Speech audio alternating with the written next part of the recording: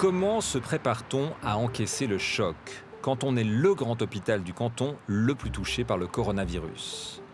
Pendant 4 jours, le CHUV et le Centre vaudois de médecine Unisanté nous ouvrent leurs portes. Tout est à réinventer en prévision de la vague qui s'annonce. Je vous passe le laboratoire de microbiologie, d'accord?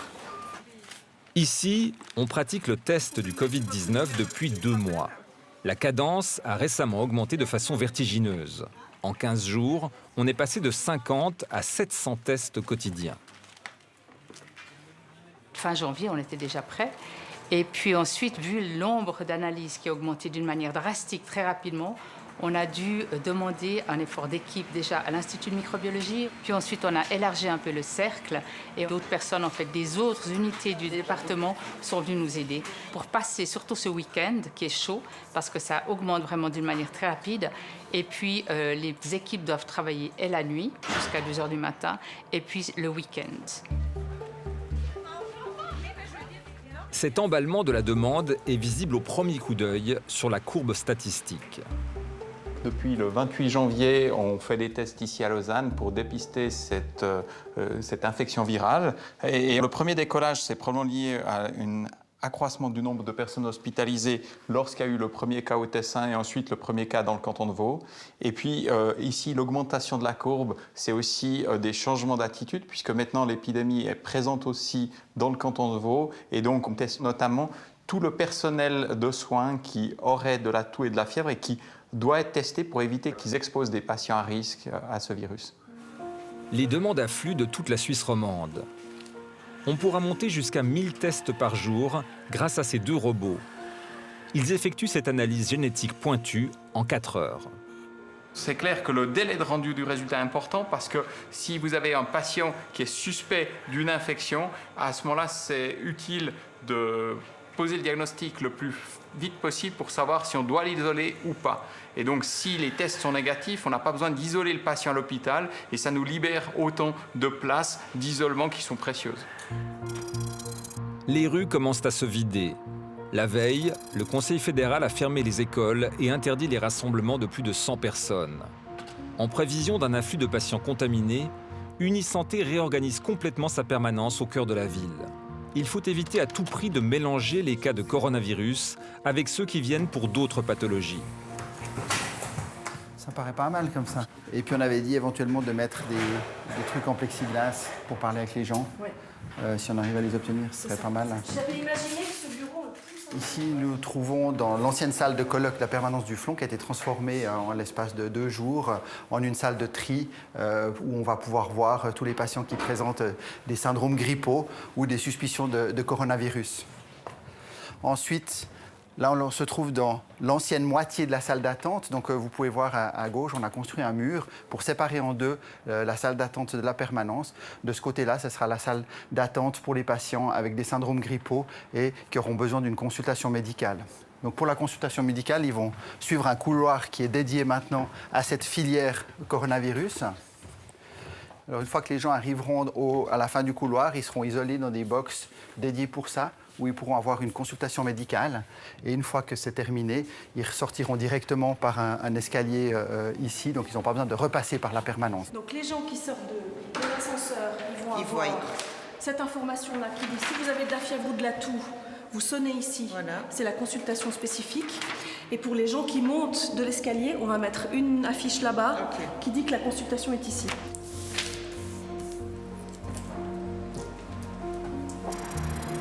Pendant ce temps, au siège d'Unisanté, la cellule de coordination entame son briefing quotidien. On fait le point sur CoronaCheck, un site créé pour permettre aux particuliers de s'auto-évaluer avant de saturer la hotline. Il y a aussi une partie dédiée aux professionnels de la santé.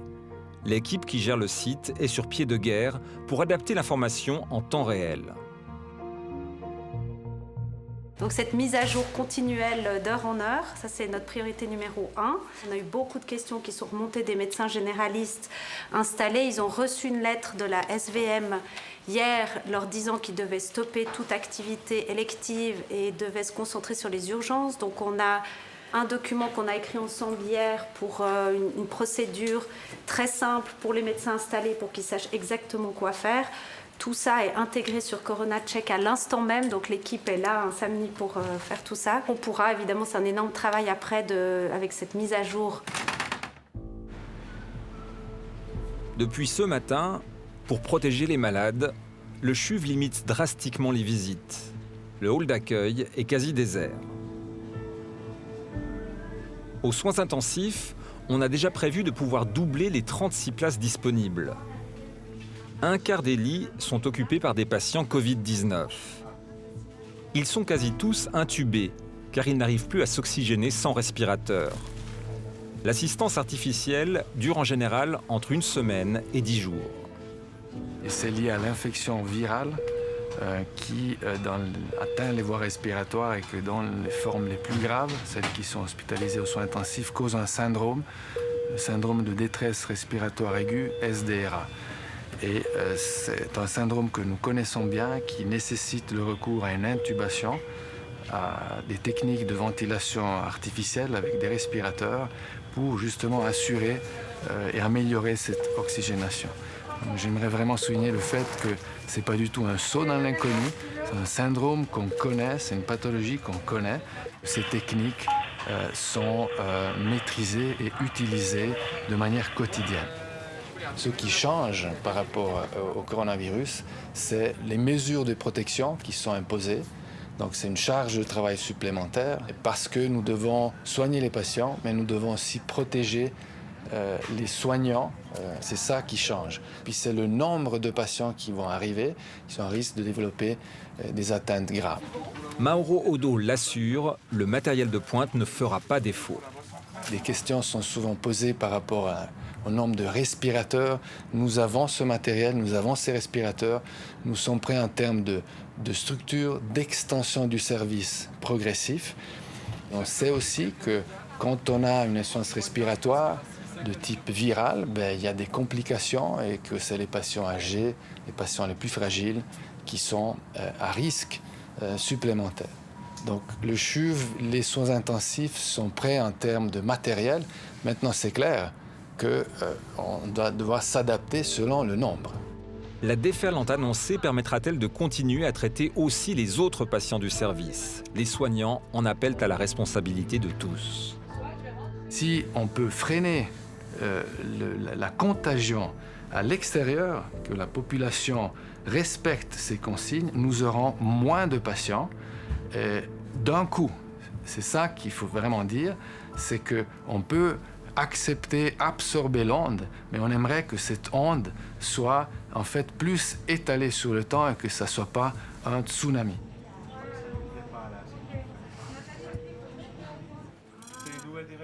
Dans le hall des urgences, ce n'est pas encore l'affluence redoutée.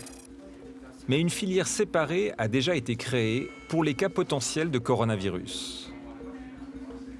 Je m'appelle Sarah, je suis l'infirmière qui fait le triage aux urgences. Est-ce que vous pouvez me raconter ce qui vous fait consulter? J'ai très mal à la tête, mal à la gorge et j'ai de temps en temps des cannes de toux sèches. D'accord. Et vous avez des maladies qui sont connues? Alors j'ai une BPC au 4. D'accord. Vous avez fait de la fièvre? Non. D'accord. Là, je vous vois un petit peu essoufflé. C'est votre état habituel ou... Je suis un peu plus que d'habitude. D'accord, ok. Et là, vous venez sur le conseil de votre médecin traitant pour vous faire... Non, j'ai téléphoné à la hotline. La hotline qui vous a conseillé de venir ici parce que vous étiez une personne à risque.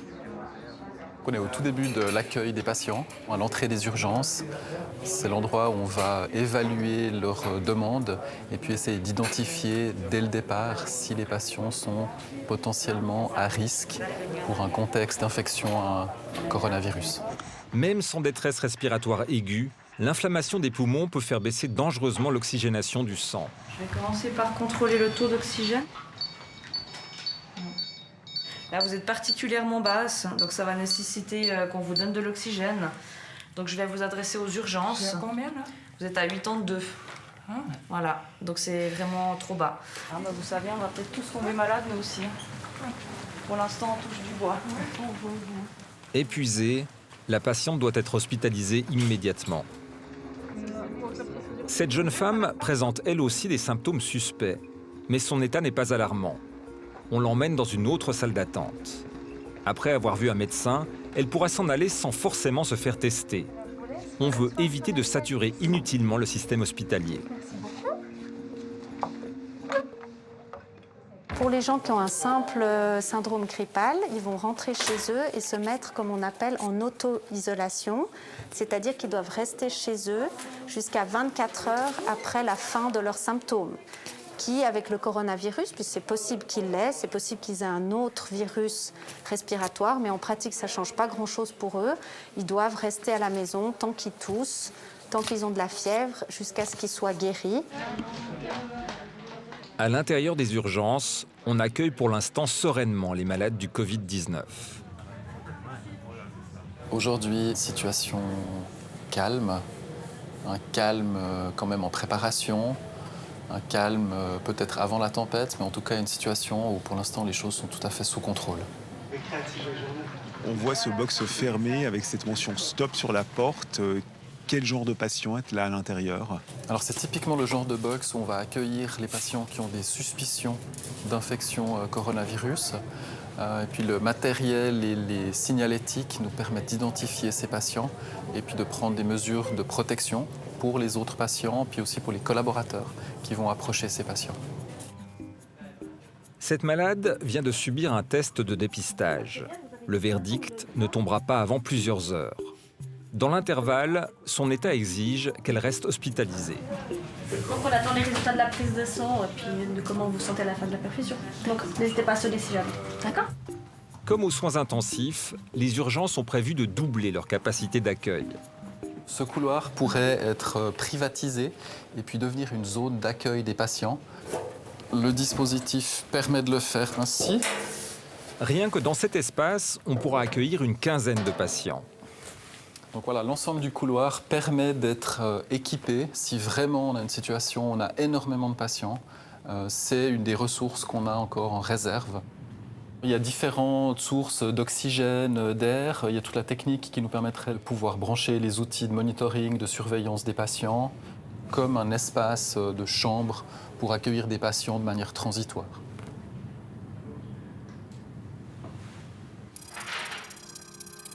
Une hotline est dédiée spécialement au personnel du CHUV. Les soignants peuvent poser des questions sur le virus et exprimer leurs inquiétudes. Le téléphone sonne sans répit. C'est aussi depuis hier ou depuis quelques jours. Et sinon, c'est sûr que vous êtes un professionnel qui est en contact avec des patients, bien sûr. Et effectivement, vous avez eu un contact étroit avec quelqu'un qui est confirmé. OK. Donc ça, c'est à moins de 2 mètres pendant plus de 15 minutes. Enfin, c'est vraiment un contact rapproché, quoi. Ouais, toute la semaine. Ouais. A priori, je pense qu'il faudra organiser un frottis. Pour vous, ce serait possible de venir en fait au Bunion 21, la consultation? Bon, je pense qu'on a énormément d'appels en fait de collaborateurs qui ressentent certains symptômes et puis qui se demandent en fait s'ils doivent se faire dépister, s'ils peuvent retourner au travail ou s'ils doivent quitter le travail. Enfin, c'est surtout une préoccupation qui est massive, j'ai l'impression, chez les collaborateurs de bien faire, donc de ne pas nuire, donc de ne pas être soi-même un vecteur de la maladie. Et ce qui est aussi marquant, c'est que les gens qui appellent disent tous « mais j'aimerais retourner au travail, mais je veux juste être sûre de ne pas faire de mal, quoi. » C'est plutôt ça. Depuis une semaine, pour pallier les ruptures d'approvisionnement, la pharmacie fabrique quotidiennement des centaines de litres de solutions hydroalcooliques maison. La production ne cesse d'augmenter, 400 puis 800 litres par jour. 800 litres par jour, ça nous permettra de faire, au bout de 5 à 10 jours, arriver à 4000 voire 8000 litres, ce qui nous suffirait en fait pour une consommation d'environ 2 mois. Donc on serait complètement indépendant même d'un approvisionnement externe. On prévoit même de pousser la production à 1200 litres par jour pour fournir l'ensemble du canton.